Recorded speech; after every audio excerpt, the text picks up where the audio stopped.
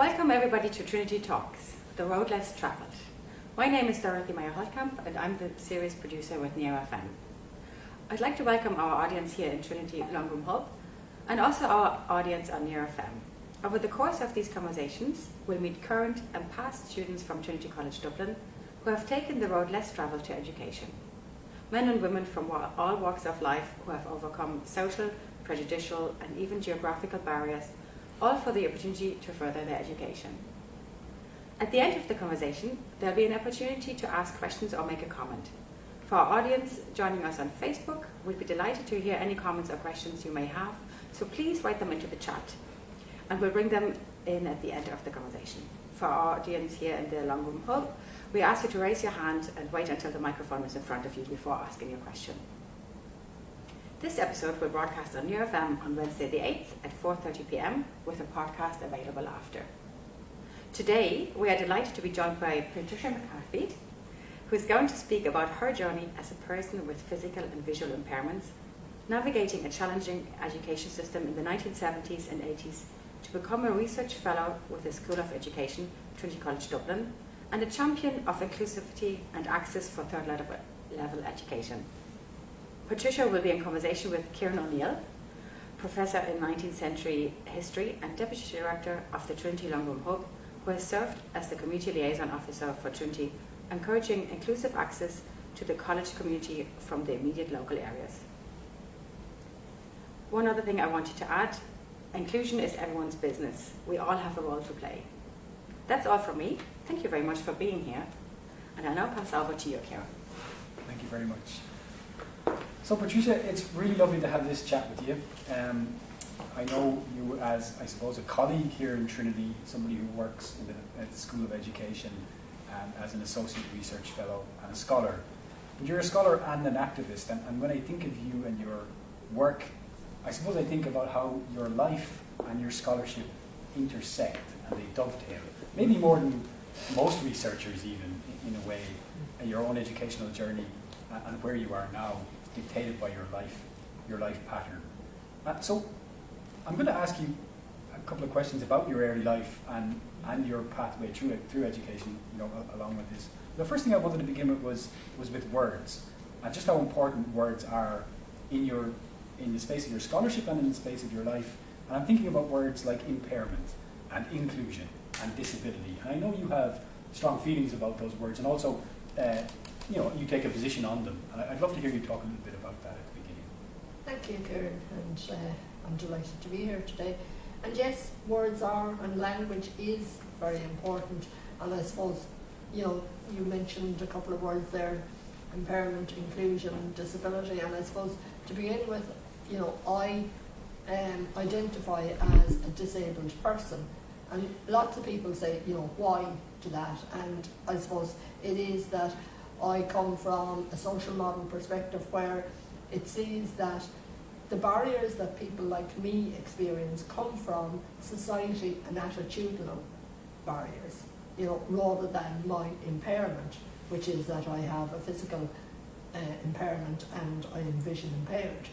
And while they have their challenges, the greater challenge is how society perceives me as a person with those impairments. And that's why I think that, me being a disabled person places the emphasis on the social and the political oppression that disabled people experience because of how society sees us. And I suppose inclusion for me is paramount, but inclusion is really something that we need to see as something mainstreamed. As with disability, we can't be siloing these things, and impairment and inclusion is not something just related to disabled people. It is a societal thing, and it is something that everyone has a part to play with. So you're taking up the label, if you like, of disabled then is a sort of political statement saying that you are disabled by forces outside of your control. Yes, in a sense. absolutely. Yeah, rather than something internal to me. or intrinsic in any way. Exactly. Yeah, well, I understand that perfectly, and it makes a great deal of sense. But I think it's great to explain it because people have such a series of complexes around these words, where in actual fact we simply have to understand why we use them, when we use them. Absolutely. And some people choose to say they are a person with disability, and really it is up to the individual how they want to identify. So I would never say that you have to identify in a particular way, Yeah. but I'm telling you why I identify as I do. Very good. So we're going to take you right back, in a sense, to the beginning of your journey and your journey of opposition against those forces that you were just talking about, in a way. Right back to your early life, to the beginning of your visual impairment and disability. When, in a sense, your education journey begins, age, am I right to say 7? Yes. Maybe you could talk us through those early years. Yeah.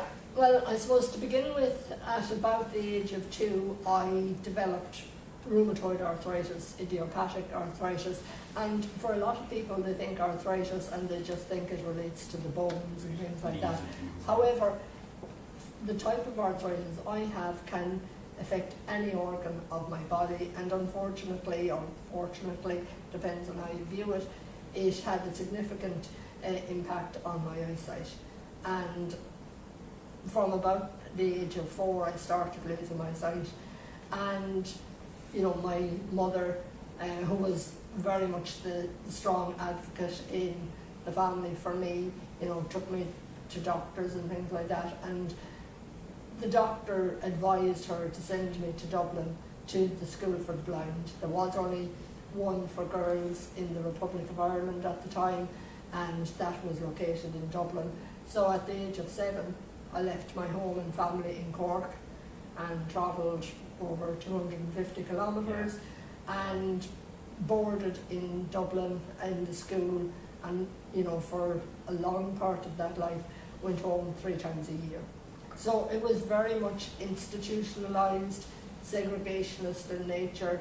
I learned how to read Braille. A lot of my early education was done through the medium of Braille because I was losing my sight, and there was no guarantee that I would ever regain any of it. And I need, my mother was adamant that I would get an education. She didn't think that because I was vision impaired, or maybe even blind in the future, that I shouldn't have an education just like my siblings had been, you know, given before me.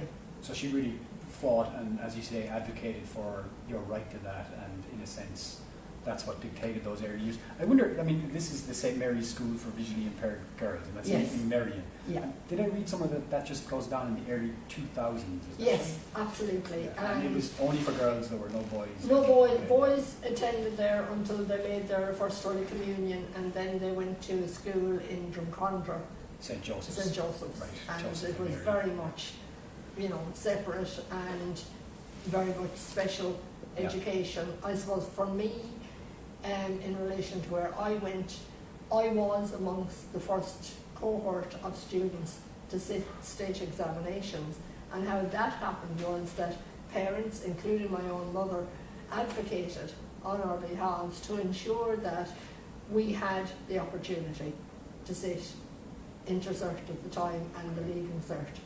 And like, I sat my leaving cert in 1986, and I was in the first group. Wow.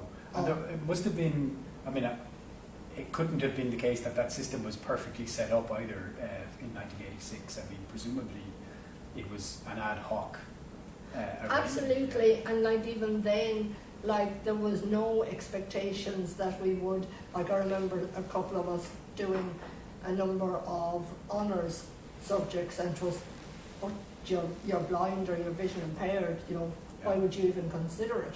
And there was even that battle within the school around that. So that was coming from the educators within Patricia, as well as the social forces Absolutely. outside. Yeah. So it's obvious that it was entrenched at all levels of society. There was no expectation. Like, I remember saying that I would really like to go to a university and being told categorically not to consider it, that, you know, it was the most ridiculous thought that anyone could have. Right. Yeah. And you internalise those things, and you believe that, people in authority know best. Yes. And you actually take what they say on board, and you believe that you're not actually capable of doing these things. And as a teenager, that happens. And the 1980s Ireland is, and I mean, I'm not sure we've departed from this as much as we think, but it's a more deferential place as well, isn't Absolutely, it? Especially, and like the school was run by the religious, yeah. and the religious are those that were on a pedestal to some extent, Yeah. and people believed that they were doing the best for those they were caring for, and that's how we were seen, we were being cared for. It wasn't that we were really being educated. So there was an expectation of gratitude rather than a building up of potential futures, Absolutely. I wonder, I mean, you have this lovely phrase, and I think it's in your PhD title, which you later did around 2014, am I right? Yes. Called Expectations You Encounter. So the expectations you encountered then in your pathway from the 70s to about 86 when you did your leaving cert, they were inherently limiting of everybody in that group. Absolutely. So I'm not talking just about myself, but I suppose for me, I had a desire to go further. Not everyone does, not everyone wants to go on to university, but even within that limiting area, like the job opportunities that were what were the sort of job opportunities that you were coached towards? Yes, well, okay, I suppose first of all, before I ever sat any state examinations, the principal of the school at the time deemed that I wasn't capable of doing state examinations, so I should go sticking stamps on envelopes, and I literally mean that. That was a job they had identified. But when I had battled through that, it was deemed one of the jobs that you could do as a blind or vision impaired person was computer programming. And that's the route I was steered down. I had no interest in computer programming, but because I was vision impaired, it was the right road. According to somebody else. Okay. And I did computer programming, and I completed the course, hated every minute of it. And friends of mine laughed because when I started university, and I'll come back to this I suppose in a way, somebody had given me a laptop to use, and it sat under my bed for a full year without me ever taking it out because I hated computers. Such a phobia from Absolutely. the course. Oh my god. It is very telling, Exactly. Right, left in its wrapper. No thanks. No. Yeah, absolutely. So 1986 you do your leaving cert and you do this programming course. Mm-hmm. And so you come back, I know, to higher education to a course in UCD, but there's a gap in between, isn't there? And I wonder if you talk about that gap, because I think that gap is important, especially to people in light of this series, which is about roads less travelled, people who might also be in what they consider a gap before their next step. Yeah, and I suppose part of the gap was I left St Mary's in 1986, and as I said, I then went on to do the computer programming, which again was in a special setting because it was run by the rehabilitation, and when I left that, I actively distanced myself from blind and vision impaired people because I had been so entrenched in that that community all the time, and I always felt that nobody ever saw any other part of my identity. So you were sealed off in a sense. Absolutely. Yeah. And when I left there, I suppose really I was still very institutionalized. I wasn't used to living in mainstream society, and then I eventually did some voluntary work, including working with children in a hospital setting, and I suppose that was because I had been a frequent visitor to hospitals, an inpatient as a child myself over the years. And then I suppose there was always that yearning to do something and to go back to education. So it's a period of searching in a sense. Absolutely. In different areas. And so I know you went back and you studied sociology and social policy, is that right? Yes. So that was in UCD. What made you choose that route? And was it, I suppose someone like me would speculate it was these social forces and elements that you were butting your head against all the time, maybe. But why did you go that direction? Yeah, and I suppose, and it is a very good question, and I suppose the short question, or the answer is, I was considering going into social work. Right. So therefore, they were suitable areas. In first year I did sociology, social policy and politics. Okay. And then I kept up sociology. If I was going into social work, I had to keep up social policy. And I kept up sociology because for me I felt it coincided well with social policy, and it just, in part, it reduced, there was overlap between some of the literature I needed to read, and as somebody with significant vision impairment, you're always looking to minimise the amount of additional readings you need to do. And not that I wasn't working and studying really hard, but reading takes longer. Sure, the barriers are much higher. Exactly. Yeah, absolutely. Yeah. And, and I was very fortunate, like during my time in UCD, again, there was changes in policy, and there was supports in place for students with disabilities and disabled students. And like one of the supports that I really benefited from was there was a liaison person in the library who would actually physically get the books off the shelves for me and do whatever I required with those chapters in the books if I needed something scanned or things like that. And, without him, I'm not sure I would have got to the end of, first of all, my degree and then a master's in sociology. I didn't pursue the social work. I attempted it and did an interview to get into the social work masters, and I think at the time they took 10 people on, and I wasn't successful. And I think in part, looking back on it and being honest with myself, a lot of it was there was an interview as part of this process, and I didn't have the confidence at the time to make my position case clear, Yeah, and so I wonder, do you see a correlation between how your education advances incrementally through those years and your confidence building up? Because I know you now as somebody who's quite vocal, quite active, an activist in public in a sense. Yeah. It's a long journey from even that point to now, isn't it? Absolutely, and definitely, like, one of the really good things for me when I went to UCD was that for the first time, really, I went to a mainstream institution, and while I was getting supports and, I used to record lectures and things like that, my disability wasn't the first thing that people hooked onto. Right. They saw me as an individual, a student doing what they were doing. I made good friends.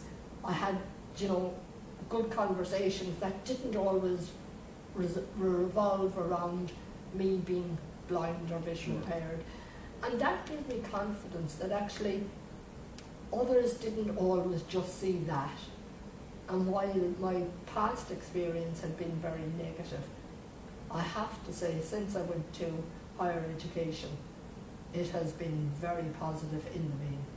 So I suppose there's a breakthrough there in terms of your own individual identity, understood in relation to the ideas also that you're discussing. And that's, I suppose, what we always hope happens in higher education, that it's a theatre of ideas and discussion and debate. I wonder, are there any readings or any people that you were kind of intellectually stimulated with that stand out at that time? Any breakthrough light bulb moments in your reading where you thought, there's an itch I need to scratch a little bit more and go on? Yeah, and I suppose it's interesting because even when I was doing my master's, I was leaning towards disabilities, stuff at that stage. So I was reading people that are in the area of disability studies. So people like Dan Goodley and Colin Barnes and people like that, who themselves, some of them, are disabled and identify openly as disabled. And for the first time, I suppose I realised, academics and researchers can be disabled and, you know, are seen as contributing to, you know, the scholarly Right. output. So I think for me that was a real light bulb moment when I started reading lots of people, you know, from primarily I suppose from the UK at the time, you know, and realising, and later other countries, you know, a lot of Nordic countries have a very strong disability studies community as well. But it made me realise that I could actually, if I got the opportunities, and if I then took them, I could pursue, you know, something within education. Like I always wanted, my desire as a child would have been to be a teacher. Yeah. And while I haven't done the traditional teaching, and I don't have that qualification, I do teach in a sense. Yeah. And I work within the School of Education. And I think that, I mean, you know, people have such prescribed ideas, often from the outside, about pathways and curves, and the idea that you must incrementally get to where you want to go. You know, there's a pathway, and there's only one pathway. Yes. Whereas really your entire journey shows a kind of a gradual negotiation of all sorts of different pathways. Absolutely, and I have to admit, I didn't always know where I was going. Yeah. I didn't always have a plan. Right. And even when I was finishing my masters, you know, someone in UCD sort of said, "What are you going to do now?" And I went, "I have no idea." Yeah. And you know, then to somebody there said, you know, why don't you do a PhD? And I sort of laughed at them originally, and then I sort of, that sounds possible maybe. And then they said, you know, go and talk to Professor Michael Shevlin here in the School of Education, and I did. And it's funny, you know, I remember when I met him for the very first time, again because I don't see very well, I knew where the arts building was, but finding his office was going to be impossible. Sure. Because I can't see the numbers.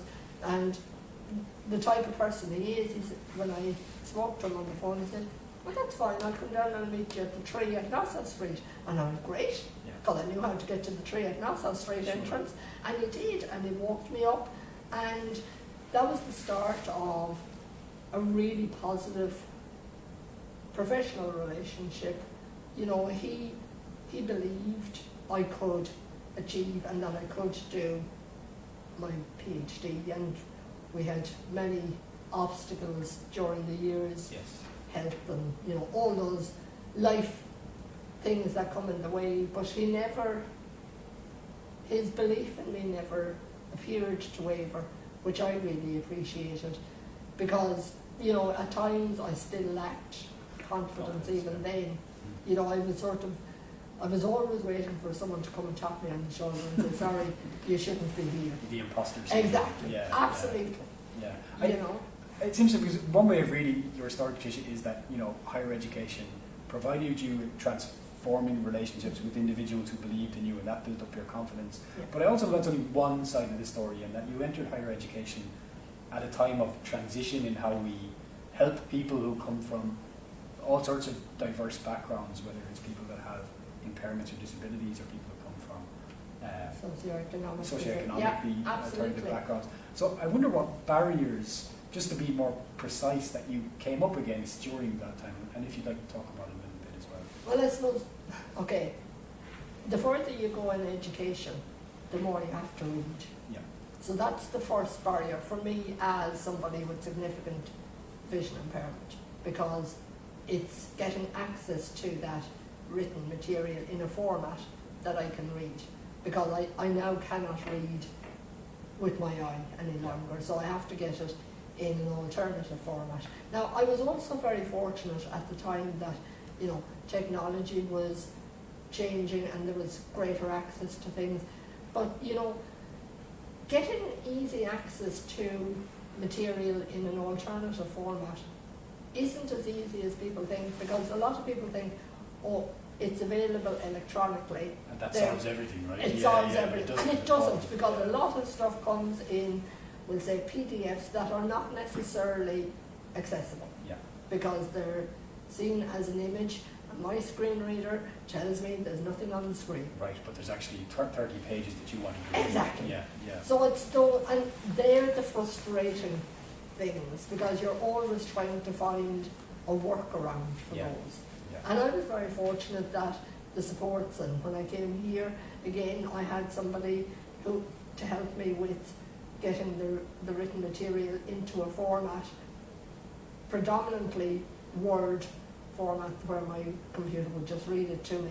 But like, even doing that, like, I'd get a chapter maybe of 30 pages, and because you regularly have to cite and reference things, I need to know exactly what page I'm on Right. in the print. So, you know, you come to the end of a page in print, and the lady who is doing the formatting for me would have to say, end page 20, start page 21. Okay, yeah. So that I knew exactly where I was in a document.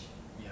So people think that, oh, it's easy to scan a document. But it's actually, there's 3 or 4 stages of thoughtfulness that would save a person like you an awful lot of hassle, right? Exactly. Yeah.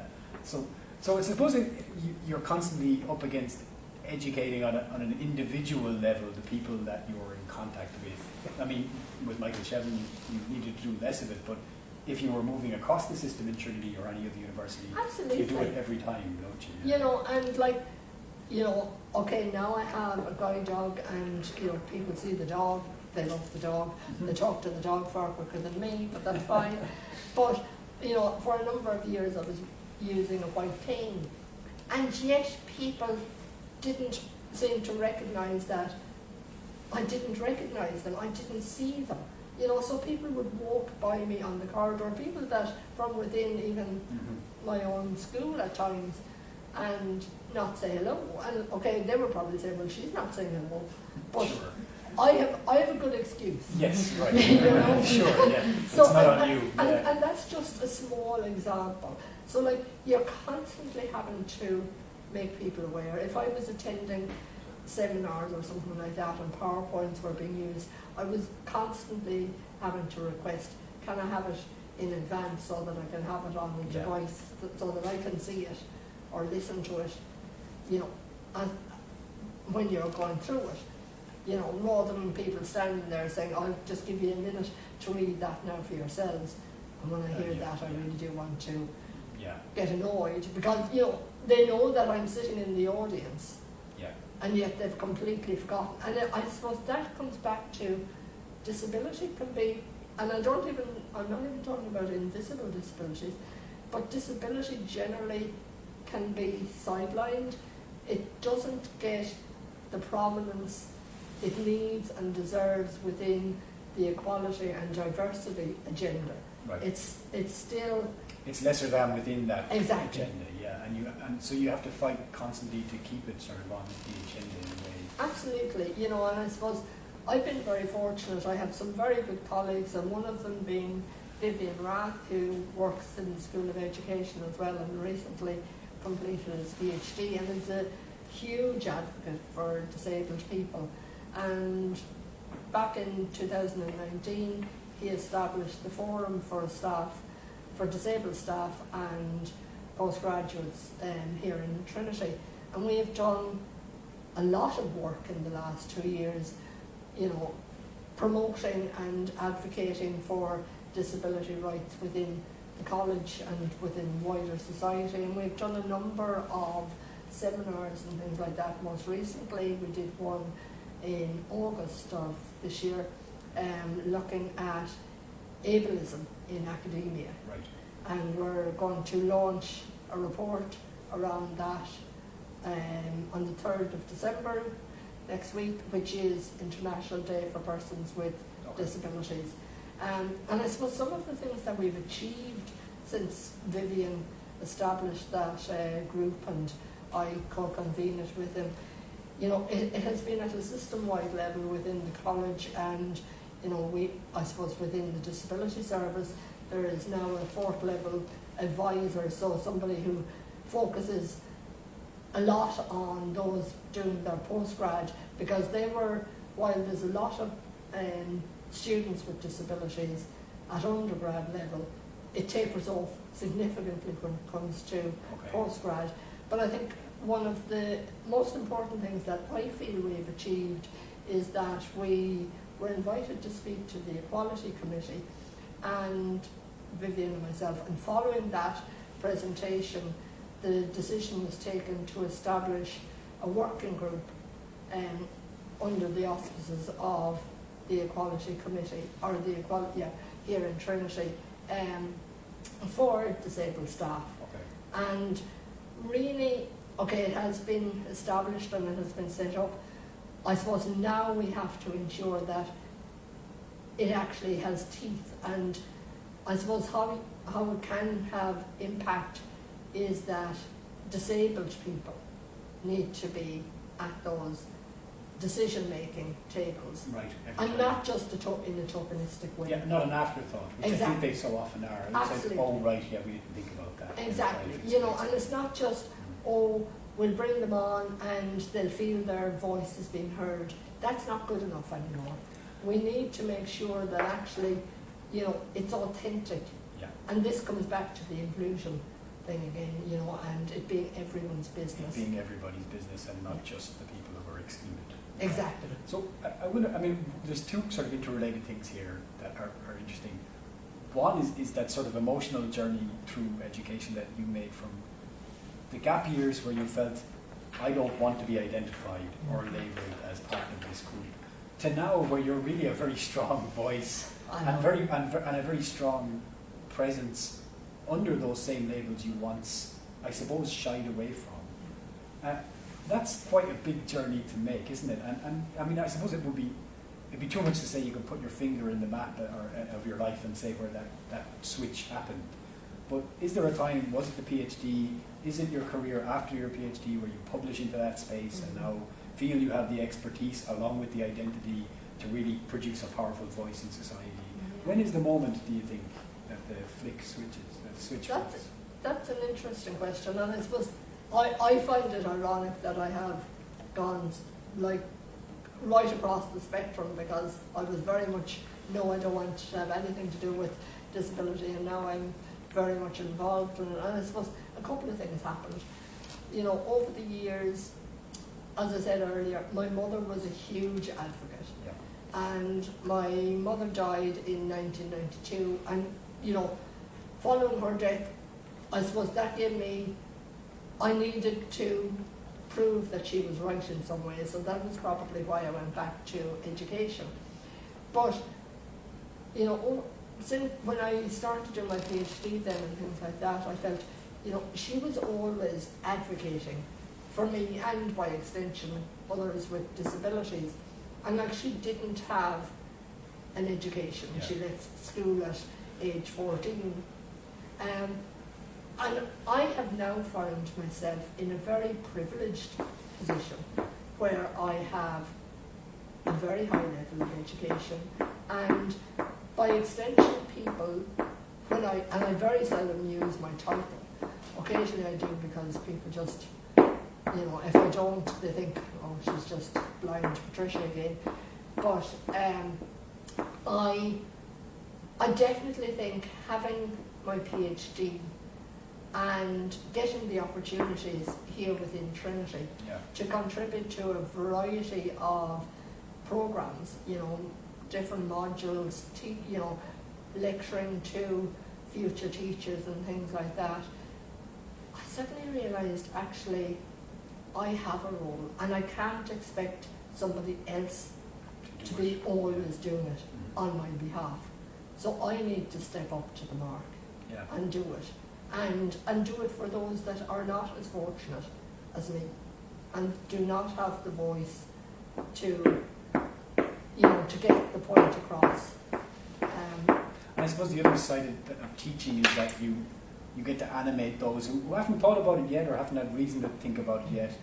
So as well as advocating for those who need their voices amplified or even to be told they have a voice at all, you're also really reinforcing the need for change across people who who haven't yet thought at all about these issues. Absolutely, and I suppose, it's only it really is only in the last 2-3 years that I am prepared to talk about my own educational experience. Because I never saw it as being valuable, and yet since I've started doing it, people really do see what a difference they as individuals can make.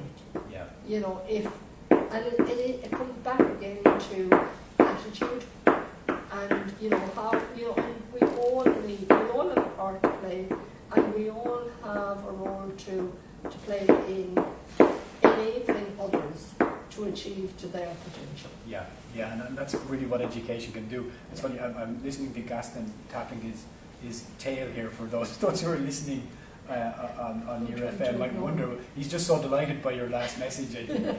But just as we circle back and to keep Gaston, your lovely dog who's here with us, amused, I guess looking back to the period where you entered education, 7 years of age, a boarding school, and looking at the system now for young kids who would be in a similar position to yours, what has changed and what still needs to change in education? So much of your work is about transitions between moments in education, and I know it's mostly at a slightly older level, but if you think back to the early 1980s and compare it to now, how far along are we and where do we need to get to? Okay, well, we definitely have made huge strides, positive ones. Yeah. And I suppose, in the main, if I was starting out in education now, I would not be attending a special school over 250 kilometres away from home. Age 7. At age 7,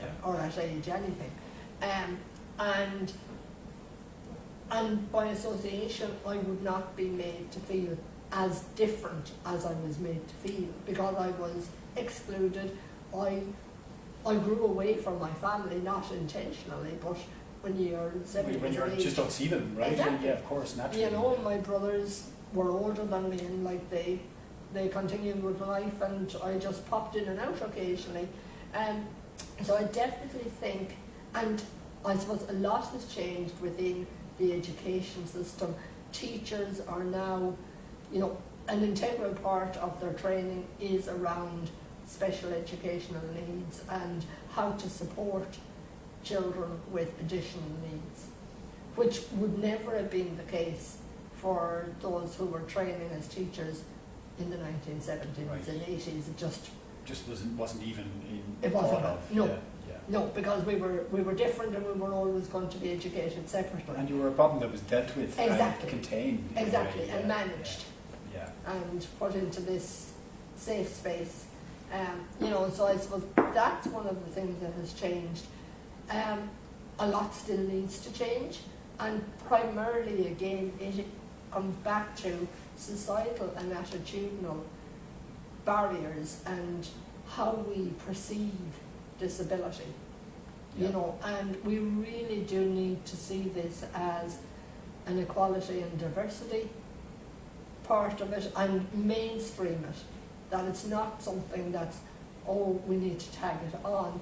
And that goes back to children as well, because within the classroom, it needs, and this is why, and I'm working quite a lot now with colleagues in the School of Education around promoting, and we're currently writing a book around universal design for learning, which really does, enable the greatest number possible to be educated to the highest level possible, without additional supports. Now, it doesn't negate the need for additional supports in certain circumstances, but it shouldn't be the default position. It shouldn't be Johnny needs to be taken out of class to sort this issue. Or Mary. That reinforces that sense of difference that you struggle with. And children do pick up on that. I know myself, and I still do at times, I still feel awkward.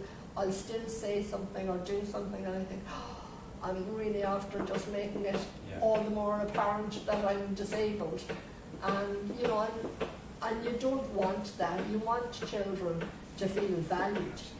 And you don't want just their disability to be devaluing them. Yeah, to define them at every step. Exactly. Absolutely. Look, it's wonderful, and really, I mean, your journey is a remarkable one in every way, and in a way, what I mean by that, what I think is important about that is taking away the individual story, which is in itself remarkable. It's the fact that it can become less remarkable now over time for people who begin, as you did as a child. It should never be as hard as that. Absolutely I think, not. and be such a struggle all the way. And disability and disabled people shouldn't be the exception in society or in employment, wherever it is. And you can still see it, like disabled people are significantly underrepresented within employment. They're significantly underrepresented in relation to political representation. So they're not at those crucial areas of society where they should be. Yeah. And until such time as that changes and the norm is that you walk into a space and it's very common to see a range of disability, and some you won't ever recognise, Sure. as part of the diverse population in employment, in wherever, we're not going to change this situation. We can't just say, well, we've done that now, tick that box. No more Ticking box a box, exactly. Yeah. Ticking a box isn't sufficient. No. We need to be, included in an authentic, genuine way. And everybody could be more proactive about it. Absolutely. Yeah, absolutely. And again, everyone has a role to play. That's great. No, so I'm going to turn just to see if there's any questions that have come in to our chair.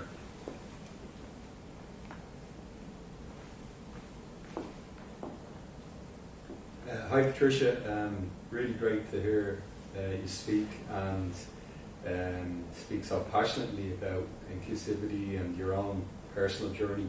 I'm quite touched and have a lot of empathy for your childhood and going to a boarding school, a special education school when you were 7, which by today's standards is so young, and I know Ciaran touched on this.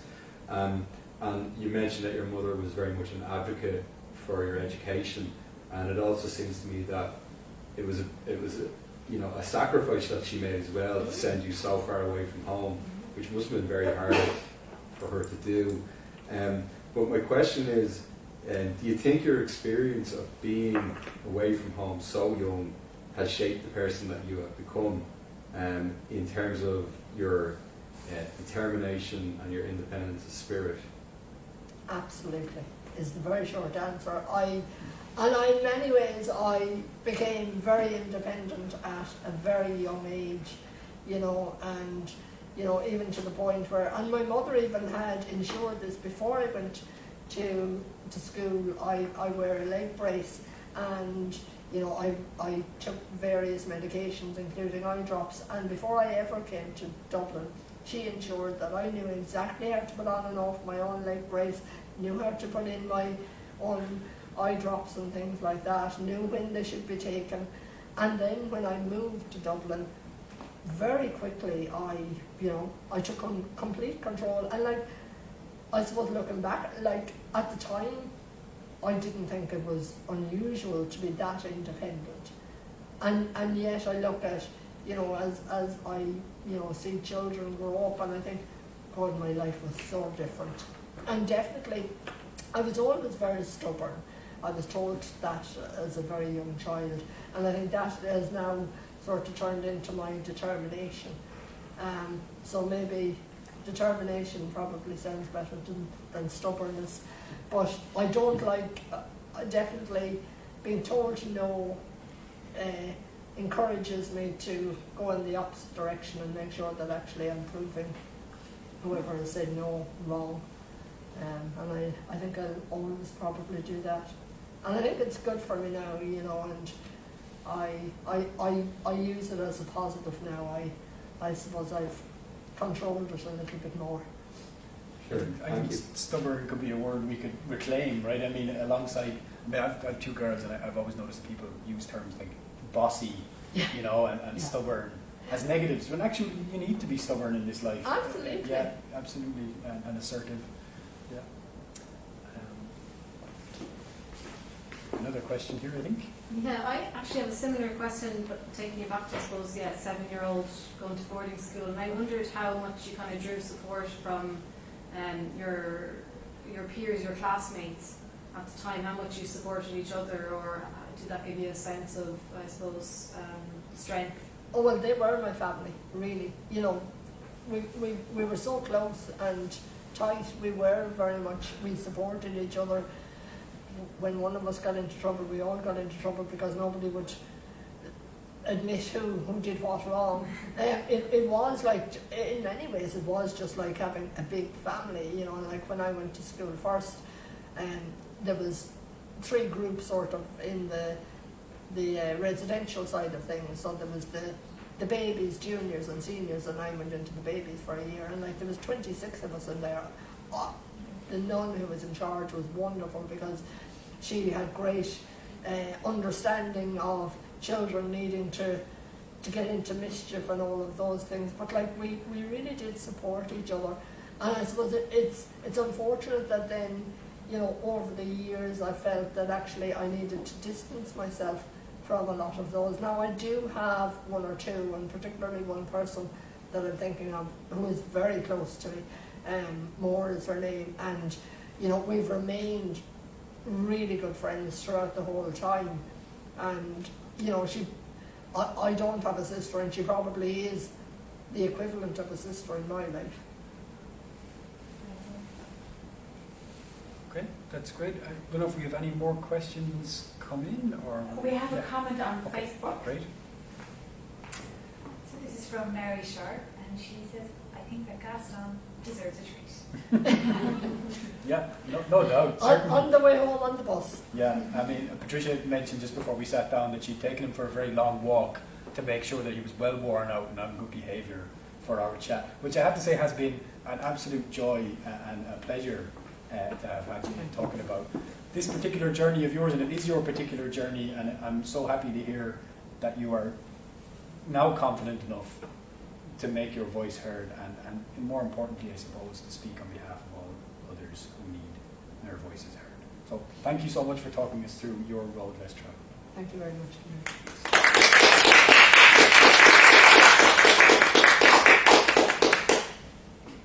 Gaston, come on, you can